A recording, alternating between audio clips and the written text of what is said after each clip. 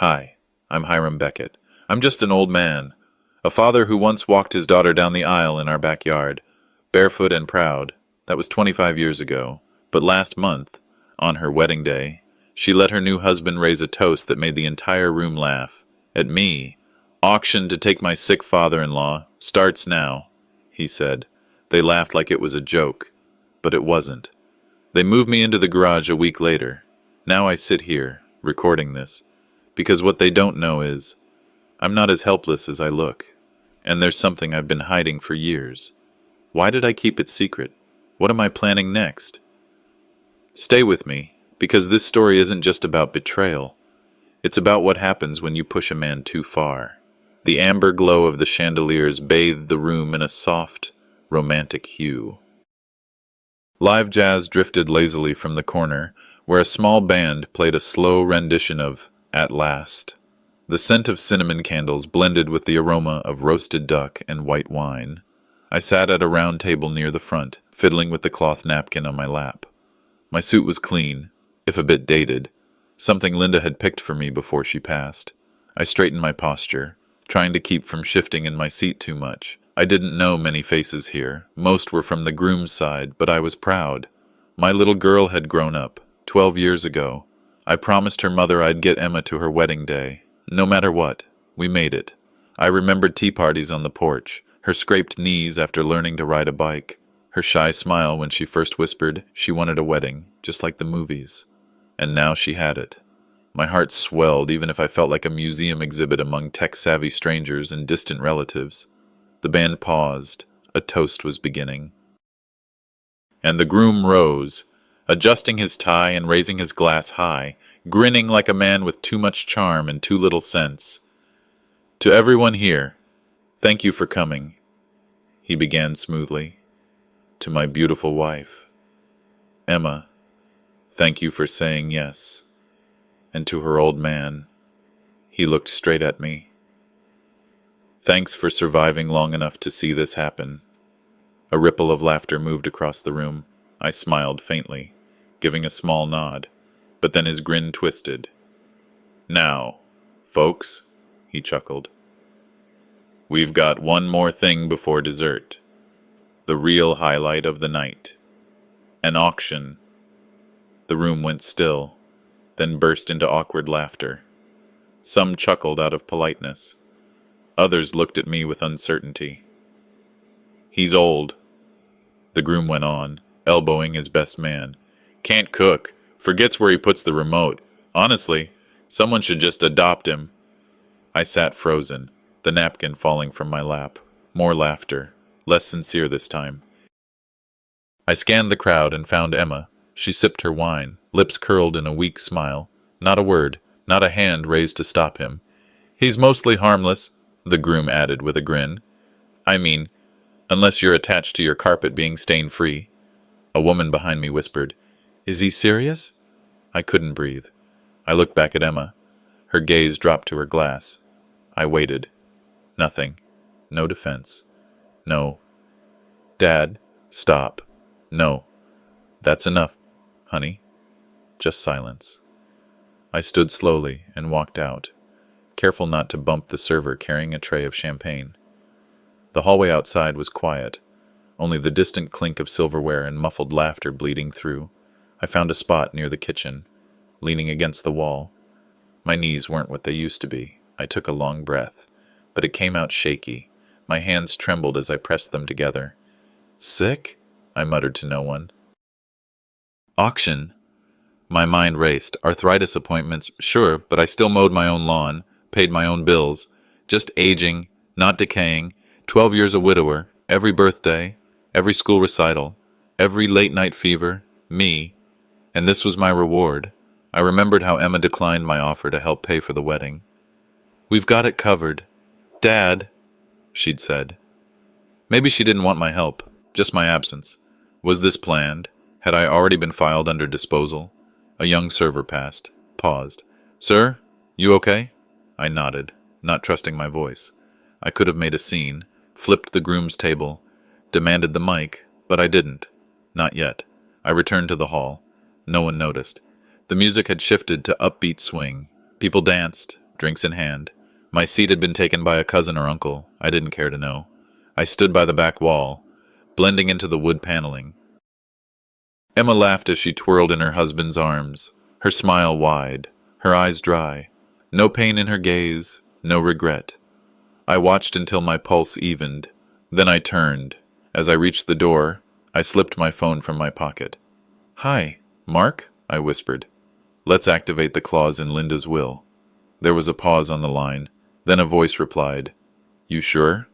"Yes," I said. "Let's begin." I woke up in a cheap roadside motel, the kind with stale coffee and scratchy sheets, the air thick with the faint scent of mildew. It was barely 6 a.m., but I hadn't really slept. My eyes stung from staring too long at the ceiling fan, turning like the thoughts in my head. The glitter on my sleeve from last night's wedding still clung stubbornly, catching the dull morning light like tiny shards of betrayal. I sat on the edge of the bed, nursing a cup of burnt black coffee from the lobby machine, scrolling through old photos on my phone, her first tooth, her 5th birthday, her prom night, the sweet, uneven handwriting on a card she gave me at age 7. "Daddy, you are my hero." What changed? I rubbed my thumb over the cracked screen and whispered, "I won't cry, not over this." Then I texted her, "Need to see you, now." The response came quickly, a room number. By 9 o'clock a.m., I was standing outside her honeymoon suite. The lake outside shimmered peacefully, but my chest held a storm.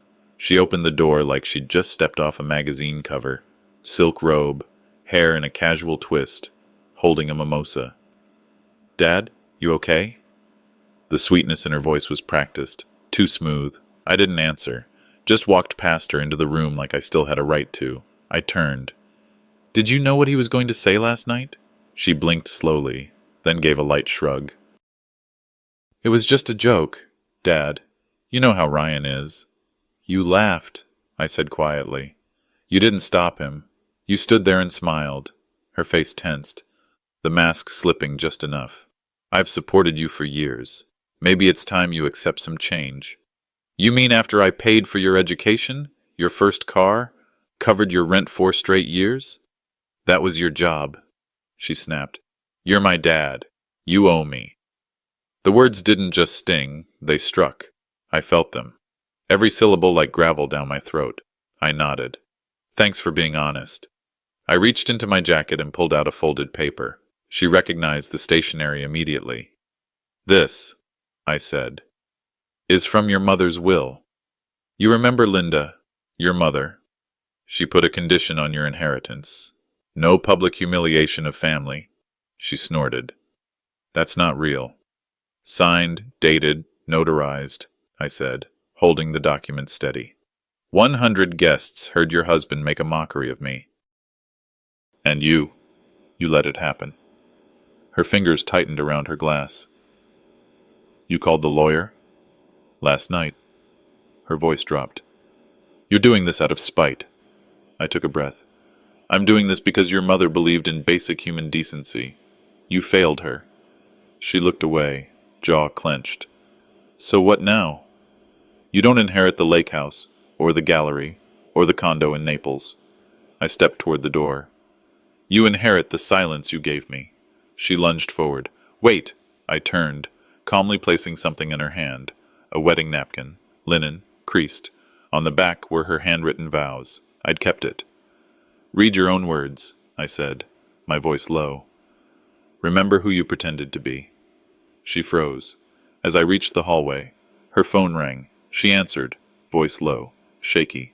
"Mark?" Then her voice cracked. "Wait, Dad named who as executor?" I didn't stay to hear more, but I knew she'd just found out. The brass plaque on the front of Simmons' bell caught the noonday sun, gleaming like a warning. I stood outside the old brick building for a moment longer than necessary, not because I was lost, but because part of me still wanted to believe none of this was real, that my daughter's betrayal was a misunderstanding, that my wife's voice might echo once more, calming, forgiving. But the truth was colder than the September wind that brushed past my collar. Inside, a young receptionist with too much blush and too wide a smile greeted me like I'd won the lottery. Mr. Walker, welcome, Ms. Margaret Simmons is expecting you. Please, this way. I gave a nod. No more. The polished hardwood creaked beneath my shoes as I followed her through a corridor of framed degrees and silent clocks. Time seemed to pause in these walls. Then I saw Margaret, tall, silver-haired, sharp as the edge of a courtroom objection. She stood from behind her oak desk, extended a hand, and met my eyes. Your wife trusted me with this. I intend to honor it, she said, her voice as firm as the handshake she gave. I sat down, my fingers knotting together as if prayer might still work. Then let's begin. Margaret opened a black leather folder with clinical precision, laying out the paperwork like evidence in a trial. Your wife's will, she began. Along with the codicil she added last spring, and a USB drive containing recordings relevant to Clause 7.2. Clause 7.2. My memory jolted. Linda had insisted on that clause after one particularly nasty Thanksgiving. I'd humored her at the time. Now it was my lifeline. They violated it. Margaret continued. Public humiliation of an elder family member. Recorded, witnessed, disseminated. That clause triggers a full lockdown of inheritance distribution. I stared at the documents. Linda had named Margaret as executor with power to freeze or reassign assets in case of breach. How fast can we act? I asked, my voice tight. Margaret didn't blink. We already did. The gallery and lake house were frozen at 9 a.m. today. I leaned back slowly. What about the bank accounts? She nodded. Joint accounts tied to Linda's name are inaccessible to your daughter. The lockout protocols were automated. Even if she tries, it'll trigger legal alerts. Then she plugged the USB into a sleek monitor on the desk. The screen lit up with wedding footage, Ryan's smirking face, the raised champagne glass, the cruel toast, my daughter's silence, my own stunned expression. Linda saw this possibility, Margaret said softly. She built in safeguards. I watched the clip in silence, then closed my eyes. Pain didn't rush. It settled. Deep. Unmoving. Play the next one, I said. The second video shook me deeper. A recording from 2 weeks before the wedding. My daughter sat across from Ryan and a lawyer in a dim conference room. She was laughing. So, this clause, the lawyer pointed out, it means you can't humiliate your dad publicly. She rolled her eyes and signed a paper. He won't find out. He still thinks we're broke. Ryan chuckled, clinking his water glass with hers. Here's to quiet old men. I felt my jaw tighten. My daughter had knowingly signed an agreement that she would honor the will's terms, then mocked it behind my back. Margaret paused the video. It's a declaration of understanding. It means she can't claim ignorance. She waived her right to contest the clause. I nodded slowly. She planned this. Margaret gave a small, somber nod, and Ryan clearly encouraged it. I didn't shout, didn't slam my fist. Rage, in that moment, wasn't fire. It was ice, cold, precise. And now? Now, Margaret said, we can go full legal or keep it quiet. I leaned forward. No more silence. No more secrets. They went public. So will I. Margaret's gaze didn't waver. Then be ready. They'll retaliate. I rose from my seat, folding the agreement paper and slipping it into my coat pocket. Let them try. Just then, my phone vibrated. A message from an unknown number. I opened it. Ryan, you've made a mistake. We're coming for what's ours. I typed one word back and hit send without hesitation. Try. The bell above Jenny's diner door jingled just like it had for the past 30 years. I stepped inside, hoping for nothing more than a quiet booth, a refillable cup of black coffee, and a brief escape from the slow unraveling of my family, but even that was too much to ask. Morning, Frank, said Ernie, the retired deacon from my church. He offered a polite nod, then leaned over with a hushed voice. Caught Channel 6 last night. Your daughter gave quite the speech. I blinked. Speech? He chuckled, uneasy. Said you were the rock of the family. Talked about the gallery. Spoke real sweet about your late wife. My gut tightened. I thanked him and slid into my booth, pulling out my phone. It didn't take long to find the segment. There she was, Kelly, smiling like butter wouldn't melt. She praised our bond, said we were closer than ever, and ended with a soft look into the camera, thanking the town for supporting her father's legacy. I couldn't finish watching. The coffee steamed in front of me, untouched. I left a few bills on the table and walked out. Her performance wasn't for me. It was for what was coming. Back home. I barely had time to sit before a knock rattled my front door. I opened it to find Jim, my next-door neighbor. He still wore that old John Deere cap, the one his late wife had embroidered for him, and carried a folder under his arm. "You didn't sign over the gallery, though, did you?" he asked, skipping pleasantries. My stomach sank. "What?" He stepped inside. "Someone came to my office last week. Claimed to have your power of attorney, said it was signed last year, but I've notarized enough papers to know when something stinks." I stared. "That's impossible." Jim handed me a copy he'd discreetly made. "Guy looked slick, lawyer type. Said he was finalizing your assets." I didn't need 3 guesses. "Ryan?" Jim nodded. "Thought you should know. I figured something was off when he wouldn't answer basic questions about your medical history." I went straight to the file cabinet in my study. Rifled through every legal document. No such power of attorney. Nothing remotely close. My hands shook, not from age, but from fury. "They're moving faster than we thought," I said. Jim laid a firm hand on my shoulder. "You've still got folks watching out for you." It hit me harder than I expected. In this cold, twisted chess game, Jim's simple loyalty was the only honest move. After he left, I called Margaret. Her voice was steady as ever. "I checked into the LLC filings," she said. "Ryan's name is all over a Delaware-registered shell company. He's trying to move assets fast." My jaw clenched. "And the interview?" "Smart play on their end," she admitted. "They're creating a narrative, making you look fragile. So when you challenge them, I look like a bitter old man." "Exactly."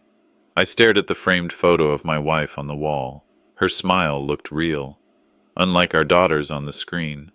"They're setting me up," I muttered. Every word she said on TV was staged, all of it. And people believe it because she wears grief like a brooch. Margaret sighed. "We've flagged the filings, but optics matter now." I rubbed my temples. "Then it's time I stopped playing defense." "What are you thinking?" I didn't answer right away. Instead, I looked out the window, watching the wind ripple through the last of the autumn leaves. I think they forgot who taught them how to play this game. Later that night, I sat on my porch, wrapped in a thin sweater against the cool breeze. I dialed a number I hadn't used in years. It rang twice before a warm, familiar voice answered. "Frank?" Marcia Green sounded surprised. "Still chasing the truth, kid?" She laughed. "Always. Why?" I took a breath. "I've got something for you. A story. Family drama. Property fraud. Public image manipulation." "Wait," she cut in. "Your daughter's interview on Channel 6? I smiled without warmth. "That's the frosting. I've got the cake." A pause. Then, "Send me everything. Let's see who's really out of touch." I hung up, heart beating steady. They wanted to paint me as weak and outdated, but they forgot. I built the canvas they're trying to deface. Sleep wouldn't come, no matter how many times I shifted under the blankets or listened to the quiet tick of the hallway clock. After the televised interview and the revelation of the forged power of attorney, everything inside me was on edge. Restlessness bloomed like a weed in my chest. I wandered through the house, hands trailing across furniture worn soft from years of life. My feet eventually took me to the attic. The moment I stepped on that third board near the window, it creaked, same as always. But this time, I didn't step past it. I knelt down. My fingers hesitated on the wood grain, then pressed, loose. I remembered now. She used to hide birthday gifts there. Our little tradition, something sweet buried in the dust of memory.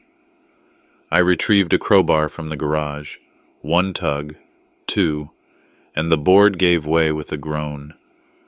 There it was, an envelope, yellowed at the edges, my name on the front, in her handwriting, dated just 3 months before her stroke.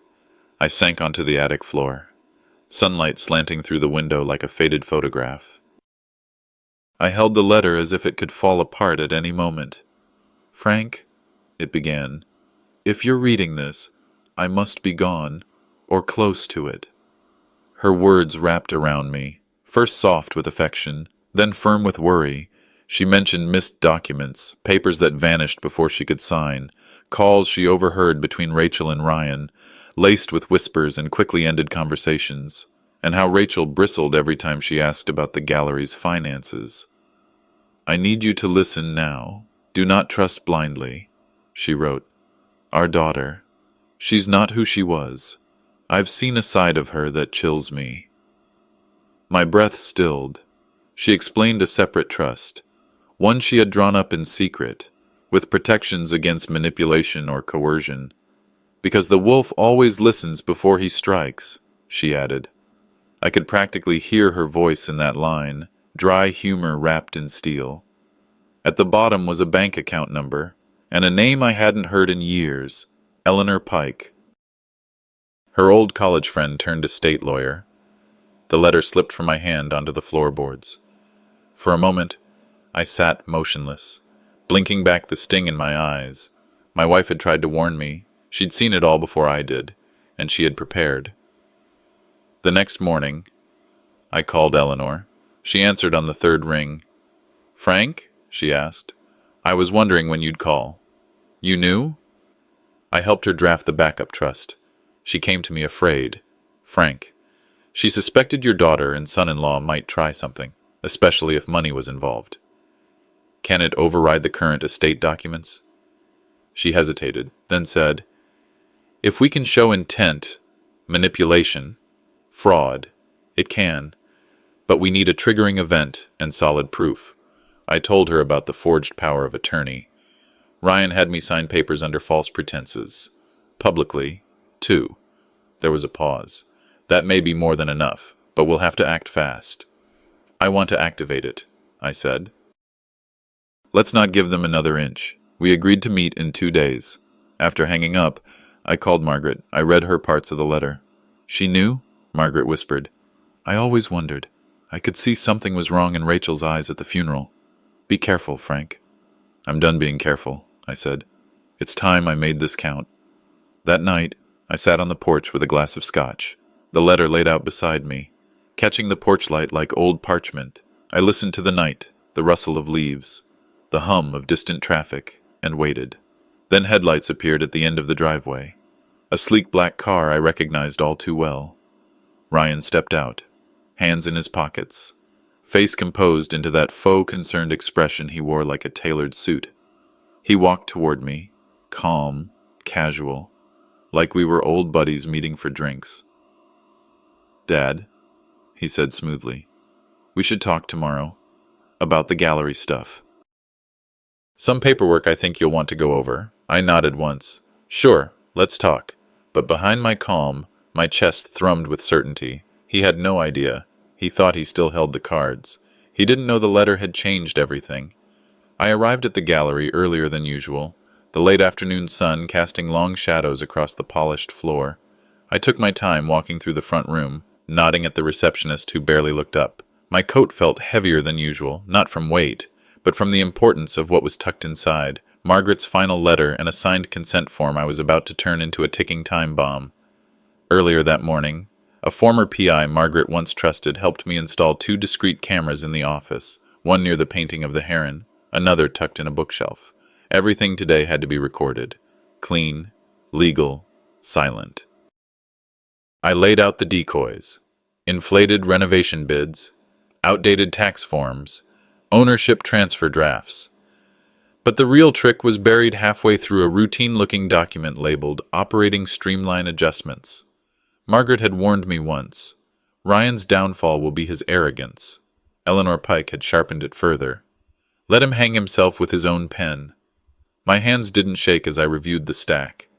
I checked my phone. Margaret's message blinked on screen. Breathe slow. You've got this. Ryan arrived 15 minutes late. As expected. Tailored charcoal suit, suede shoes, sunglasses hanging from his shirt collar like a Hollywood agent. Sorry, Dad.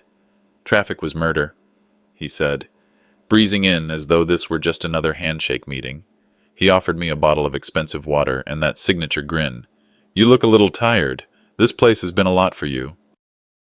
Maybe it's time we streamline things. Less stress for you, more structure for the gallery. I let him talk. He handed me a folder with color-coded tabs and softly guided me through a few documents he claimed were standard operating adjustments. His tone was butter, smooth and practiced, carefully casual. I nodded along, letting him believe I was the old man who still trusted his golden boy. Then I opened my own folder. Before I sign anything, my accountant needs you to sign here. Strictly tax stuff. Nothing major, I said, pointing to the bottom of the page. He skimmed it with half a glance, chuckled, and signed without hesitation. You're still so old school, Dad, he said, sliding the paper back across the desk. I let that sit for a moment. The cameras caught every second. His expression, his hand movements, even his careless smirk. Funny how much people sign without reading, I said casually. Ryan tilted his head. I trust you, he said, voice syrupy. And trust, I replied, requires transparency. His smile twitched. Just for a second. Dad, we're a family. No one's trying to take anything from you. I nodded again. That's what I wanted to believe. I leaned back, locked eyes with him. Do you remember your mother's last days? I asked, letting the silence stretch. Ryan's eyes narrowed. Why are you bringing that up now? She told me something, confided in a lawyer, actually, about concerns in the family, safeguards. He shifted, arms crossed. Are you accusing me of something? Not yet. He tried to pivot. Dad, let's not dig into the past. We need to modernize how the gallery runs. This place is stuck in 1997. Your mother built this on values, not shortcuts, I said. He scoffed. You're being dramatic. Maybe, I answered. Or maybe I'm just wide awake now. I folded the signed document, tucked it into my inside pocket. We're done here, I said, rising. Ryan stood too, confused. Wait, what just happened? I didn't answer, just walked out. Back at home, I changed into something comfortable and sent the files to Eleanor, the signed page, the video footage. Within minutes, her reply came, We have what we need. This triggers Clause B. I poured myself a drink, didn't touch it. My fingers were steady, mind sharp as ever. The dull ache that used to live in my chest had vanished. A second message buzzed through, from Margaret, a screenshot from the video. Ryan's face at the moment he signed. Caption, Look at his face. He knows something's off. I smiled, whispered to myself, You should have read the fine print, son. Ryan greeted us at the entrance with a grin that felt more performative than personal. Dad, Margaret, tonight's about legacy, he said, ushering us into the private room of the country club. The place was immaculate. White tablecloths, golden flatware, staff in crisp uniforms. It didn't feel like dinner. It felt like a press event without the cameras. I sat down and immediately noticed the glossy pamphlet tucked beneath each charger plate.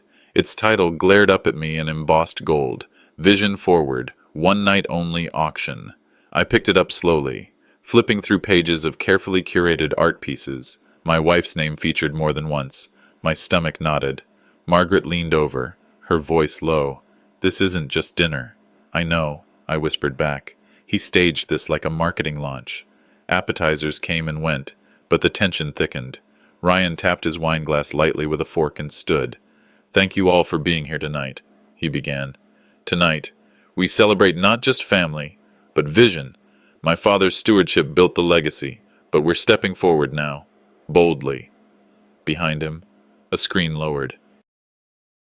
A slideshow flickered to life, classic gallery moments, art installations, and then, unmistakably, two of Eleanor's private works, the same ones she'd told me were to remain in the family, never to be sold, ever.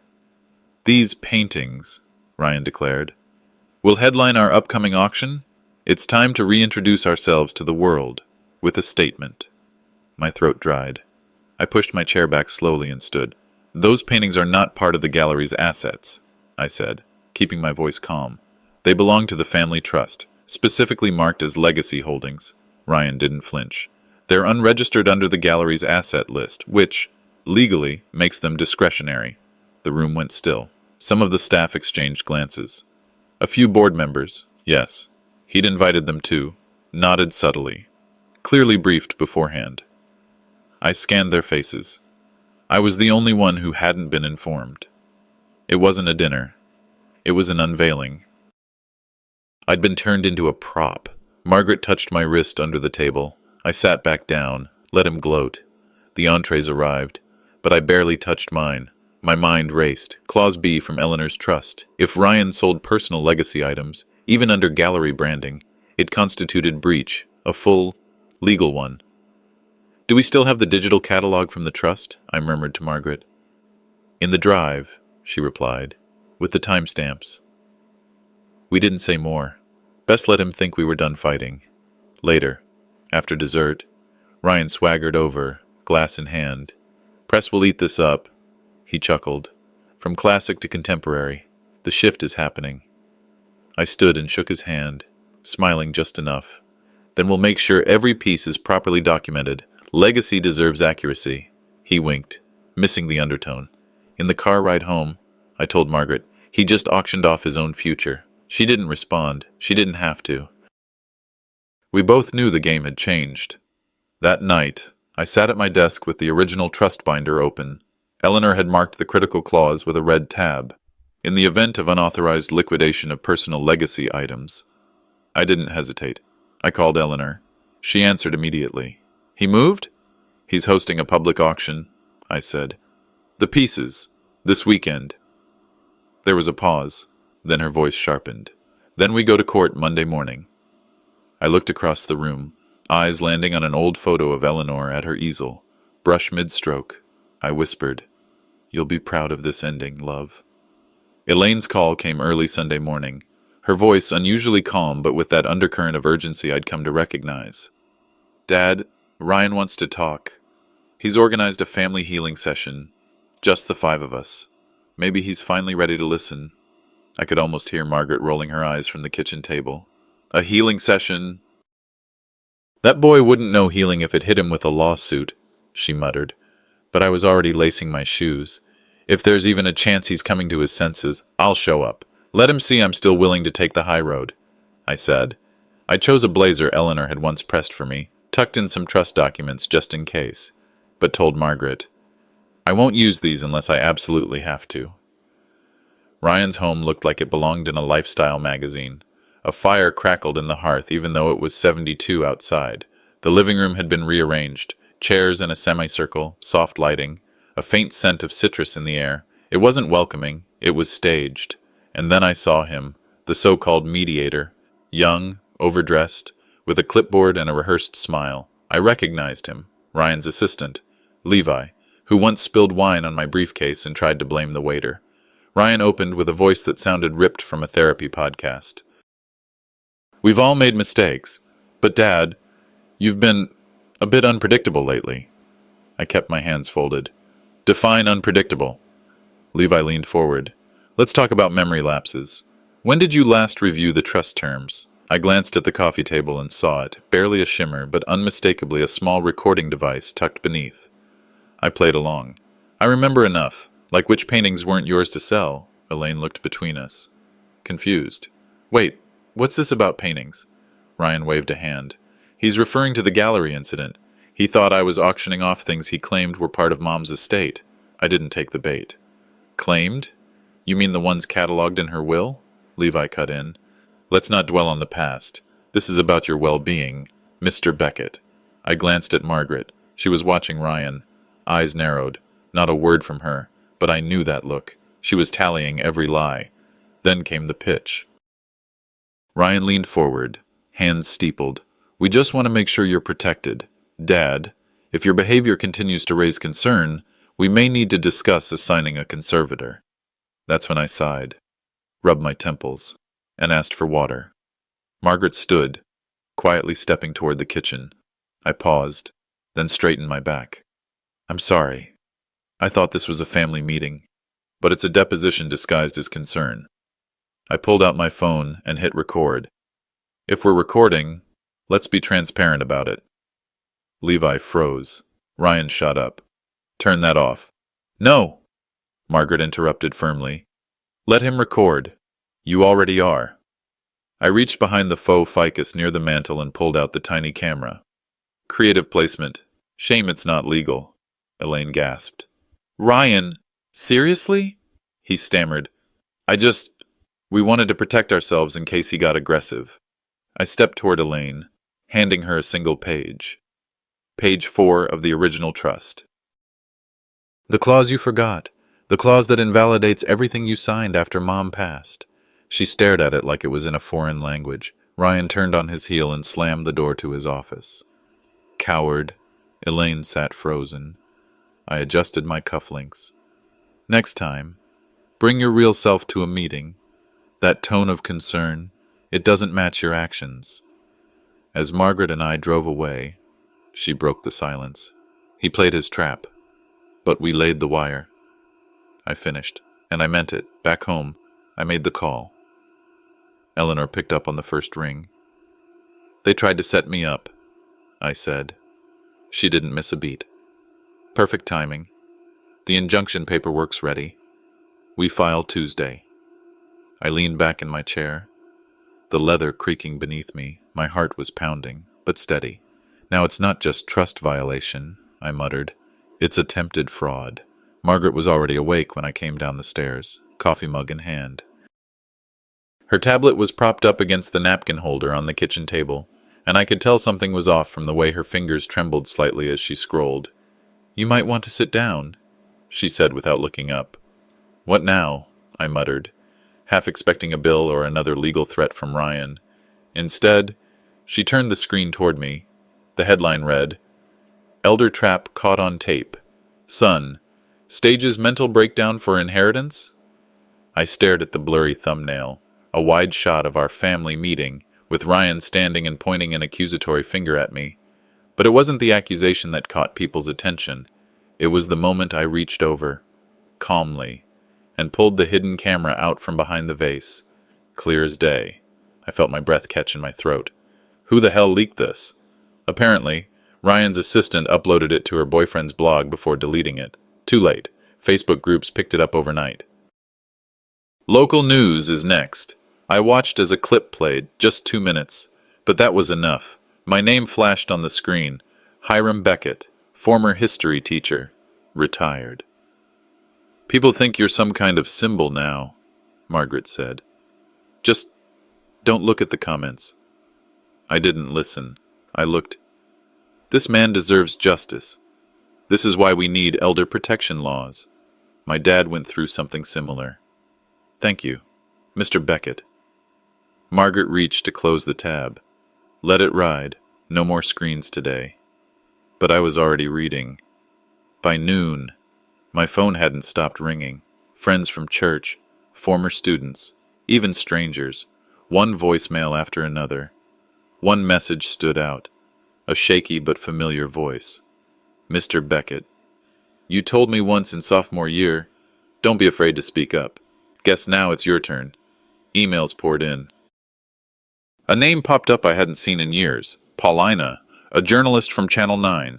I remembered her from a town hall panel I spoke at a decade ago. She was direct. We'd like to do a segment tonight, live, your words, your way. My first instinct was to say no. I hated cameras, hated the idea of being reduced to a soundbite, but Margaret placed her hand over mine. It's already out there, she said gently. Might as well be the one holding the pen. Just then, a message from Ryan buzzed in. I read it aloud. Take it down, or I'll sue. I smirked.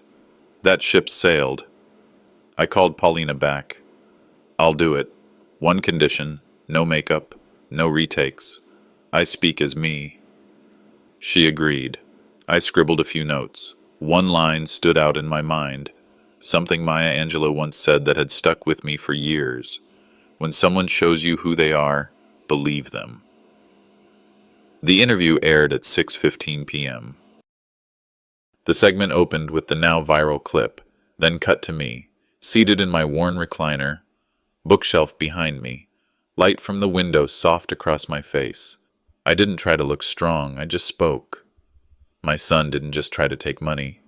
He tried to erase who I am. I paused, letting it sink in.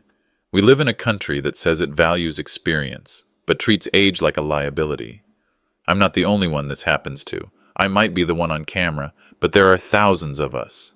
The reaction was immediate. Phone lines at the station jammed. Their website crashed for 20 minutes. Viewers reposted the clip with the hashtag #HardSilverJustice. A national journalist tweeted, "Hiram Beckett's interview is the most important 5 minutes of 2025. The next morning, my face was on the cable news circuit, MSNBC, CBS, even an early segment on Good Morning America, all calling me the reluctant advocate. I stood by the kitchen sink, toast untouched, watching myself on screen. Margaret leaned against the fridge, arms crossed, smiling. "I didn't plan this," I said softly. "But maybe it planned for me." Meanwhile, Ryan vanished online, deleted his LinkedIn. Elaine hadn't returned any of his calls. The silence on their end was louder than any headline. That night, just as I was putting away the dishes, there was a knock on the door. I opened it to find Eleanor, my niece, standing in the porch light's glow, clutching a folder to her chest. She looked like she hadn't slept. "I know something," she said, "about the foundation money. Something big." I stepped aside to let her in, but Margaret's voice interrupted us. "Turn that up," she said, pointing to the TV. We turned to see a news anchor reading from a breaking headline. "Beckett Family Holdings will hold an emergency press briefing tomorrow morning. They're scrambling," I muttered. Eleanor stepped forward. "Good, because what I'm about to tell you changes everything." Eleanor showed up just after sunrise. She didn't bother with small talk. Her eyes were red, but not from sleep. In her hands was a thick manila folder, clutched like it might vanish if she loosened her grip. Margaret stepped aside wordlessly as I ushered Eleanor into the study. The sunlight cutting through the blinds etched sharp lines across the table, where we sat like co-conspirators in a quiet war. She sat down slowly, keeping the folder on her lap. "I found something," she said, voice barely above a whisper. "Back when I interned for Elaine, I helped with some of the filing for the foundation. While cleaning out her old archive drive last night, I found this." She slid the folder onto the table, opened it, and there it was, a bound, unregistered ledger, its columns meticulous, its ink faded in spots, but legible enough to read trouble between every line. "These were supposed to be philanthropic disbursements," Eleanor said, "but most of them don't match any public 990 forms." My pulse picked up. I flipped a page, then another, each entry more damning than the last. "There," she said, pointing to a signature. "That's Ryan. And next to it, those are Elaine's initials. But those dates? She was out sick, or on vacation." I cross-checked. I stared at the page, then at Eleanor. My voice came out hollow. This wasn't just mismanagement. This was theft. I might not be a financial wizard, but I'd read enough tax forms in my life to know when something stank. I opened my laptop and pulled up the Foundation's latest IRS 990s. Line by line, I compared them with the ledger Eleanor brought. It didn't take long. 3 massive inconsistencies jumped out. One listed a disbursement of $180,000 to a group called Sable Horizons, LLC. I'd never heard of them. Margaret grabbed her phone and began a quiet search. "Registered 3 months after your stroke," she muttered. "Out of Delaware, through a shell agent. Guess who's tied to it through a proxy?" She turned the screen. Ryan. Eleanor shrank into her chair. I didn't know what to do. I was scared. Elaine once told me, people who poke their noses into Beckett finances tend to regret it, or disappear. I met her gaze. You did the right thing. You're not alone anymore. We needed an expert. I called Todd, my old tax guy, retired now, but still sharp as a tack. Within an hour, he was seated across from us, flipping through pages like a surgeon scanning x-rays. This isn't just shady, Todd said finally. This is criminal. Fraud, wire transfers, falsified documents. This could bury them. What do we do next? Margaret asked. Lawyers? I said. Maybe media, but we don't move without a plan. Todd nodded.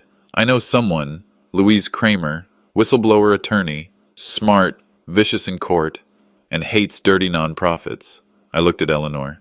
You in? She straightened up. All the way. That afternoon, the three of us walked into Louise Kramer's office. The walls were lined with law books and framed headlines.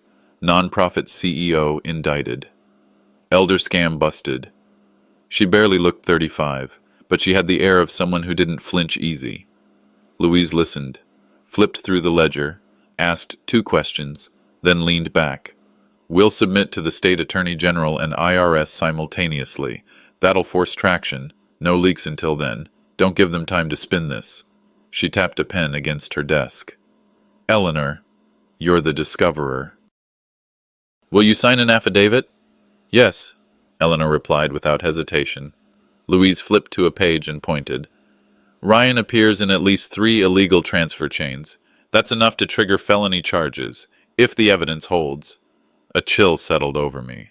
My voice dropped. I never imagined the way I'd protect my legacy was by prosecuting my own son. Louise softened, just slightly. You're doing what's right. This won't be quiet, but it'll be just. As we stood to leave, she looked at me. Be ready. Once this breaks, every branch of this tree's gonna shake. That night, I was in the kitchen pouring coffee when Margaret gasped from the living room. I walked over. She was staring at her laptop. A blog I'd never heard of, one of those financial watchdog outlets, had just published a headline in all caps. Breaking. Source confirms. Beckett Foundation under investigation for fraud. I hadn't told anyone. Neither had Eleanor or Margaret. Louise said to wait. Which meant someone else knew. The phone rang. Caller ID, Elaine. I hesitated, then answered. Why now? She asked. Cold and clipped. I closed my eyes. Because it's too late to lie. Ryan called that morning with a tone too smooth to be sincere. He said, Dad, we should all have dinner, just us, before this whole mess hits the news cycle. One last talk as a family. I knew better than to believe he meant peace, but I agreed. Margaret, suspicious as ever, insisted we not let them control the guest list. We'll invite Eleanor and Todd, she said. Let's make sure the truth has a full house. The dinner was to be held at my home. Fitting, I thought. Let them step into the house they'd tried to strip from me. I cleaned the living room myself that afternoon, moving slowly but with purpose. As I adjusted the chairs around the dining table, I muttered to no one. The most dangerous animal in the room is the one who's been cornered. They arrived just before the sun dipped below the trees. Ryan with a bottle of wine, Elaine with a pot roast and a painted-on smile. Margaret greeted them without warmth. Todd nodded once. Eleanor walked straight to me and gave my hand a quiet squeeze. Everyone sat. Everyone smiled. Everyone waited. Dinner started like a rehearsed play. Ryan launched into stories of old road trips and burnt Christmas turkeys. Elaine added laughter, too loud and too often, but I could see the flickers of tension in their eyes. Ryan turned to me halfway through the meal and said, I think we can agree that holding on to old grievances has done more harm than good. Maybe if you'd been more emotionally available. Available? Eleanor cut in. Like when you falsified transfer records under his name? Elaine sighed dramatically. We had to make impossible choices to keep the foundation solvent. None of us wanted to hurt anyone. Todd calmly set his fork down. Who authorized the Sable Horizons Fund withdrawal? Ryan took a sip of wine and said, Let's not get lost in the weeds. Eleanor narrowed her eyes. The signatures don't match, and the dates are inconsistent. Elaine looked around with faux innocence. I don't recall. I leaned back, observing, waiting. Ryan's tone turned sharp. Eleanor, you're a glorified intern. You wouldn't know a balance sheet from a grocery list. I didn't blink. Then maybe we should hear what you told that intern behind my back. Margaret reached into her bag and pulled out her phone. She stood and walked over to the speaker by the bookshelf. Elaine, you remember this meeting, don't you? She pressed play. Elaine's voice filled the room, crisp and unmistakable. Ryan signs whatever I give him. We move fast, hide behind the old man's reputation, and walk away clean. Then came the line that burned through the air like acid. Hiram's a dying liability. We had to cut him loose. Elaine turned white. Ryan jerked upright, sputtering. That's illegal. You can't record people without... Todd interrupted. One-party consent, perfectly legal in this state. The mask cracked. Elaine snapped. Ryan, I told you to watch your mouth. Eleanor, cool as ever, added. There's more. I have your emails, but I wanted your voice to speak for itself first. I kept my eyes on Ryan. You used my name. You used my trust. Now you'll learn what happens when trust breaks. Ryan made for the door. Margaret was already there. Nobody leaves. Not before the police hear this. Red and blue lights blinked through the blinds. Sirens low, but close. Todd had made the call an hour earlier, just in case. Elaine hissed. You'll destroy everything this family built. I looked her square in the eye. You already did. I'm just removing the smoke screen.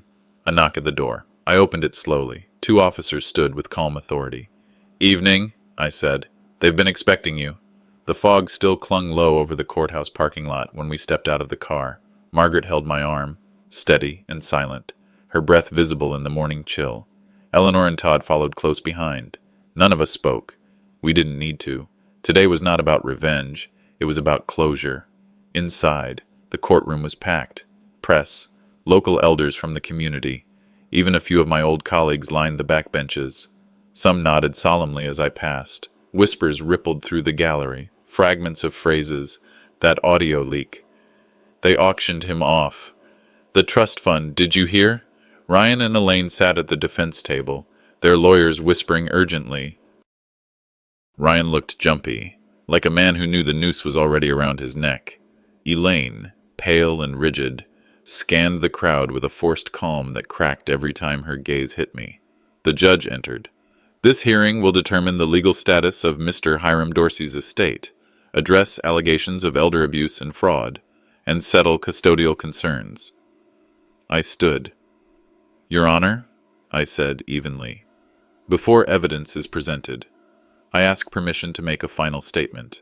The judge studied me for a long moment, then gave a single nod. Proceed. I turned toward the room, not just the judge, but the faces watching, the ones who needed to hear this as much as I needed to say it. For over 50 years, I served my community. I coached Little League. I balanced budgets for a county that rarely said thank you. I stayed quiet during storms because I believed in keeping the peace, but silence can become complicity when you let it shelter cruelty. I took a breath. I raised my children with the hope that they'd honor not just my name, but the values behind it. What I got instead were forged documents, bank accounts siphoned in my name, and the day my son-in-law stood at my daughter's wedding and tried to auction me off like surplus furniture. There were gasps. A reporter scribbled furiously. I'm not here to protect my assets, I continued. I'm here to bury the lie that family loyalty is unconditional, no matter the betrayal. Forgiveness without consequence is permission. Eleanor stood beside me and handed the judge a thick folder. 2 months ago, I said, I transferred all assets, including the house, savings, and power of attorney, into an irrevocable charitable trust. The new trustee is Margaret Dorsey. Gasps turned to stunned silence. Elaine stood abruptly. You can't do that. I looked her dead in the eye. You buried that word the day you tried to sell me off to strangers. The judge flipped through the documents. Behind him, murmurs of approval spread. Ryan's lawyer leaned in. whispering frantically. Ryan shook his head, hands trembling. Elaine collapsed into her seat, jaw clenched in disbelief. The judge cleared his throat. The court recognizes the validity of the charitable trust and the full transfer of assets. No legal rights remain with Mr. Ryan Dorsey or Mrs. Elaine Grant Dorsey. There were audible sighs of relief, applause from the back. As for the allegations of elder abuse and financial misconduct, the judge continued, I am referring the matter to the district attorney's office for formal investigation. Ryan stood. This is a circus. Outside, a news camera caught every word. The live stream ran across local networks. Within minutes, my phone buzzed. Messages from former colleagues, old students. Todd leaned in and whispered, I just got 3 job offers. Margaret squeezed my hand under the table. You made sure the ground was still beneath us, even after all they did.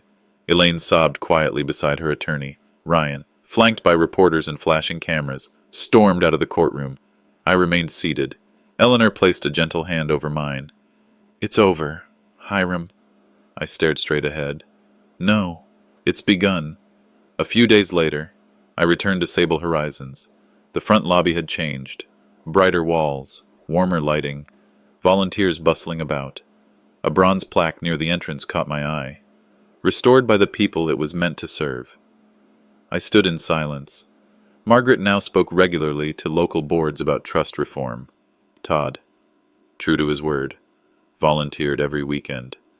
The place was alive again. As I sat on a bench near the garden, watching 2 elderly veterans play chess, a young nurse approached. They say this place turned around because of one old man, I chuckled, pulled out a small leather notebook from my coat pocket. Just wait for chapter 2.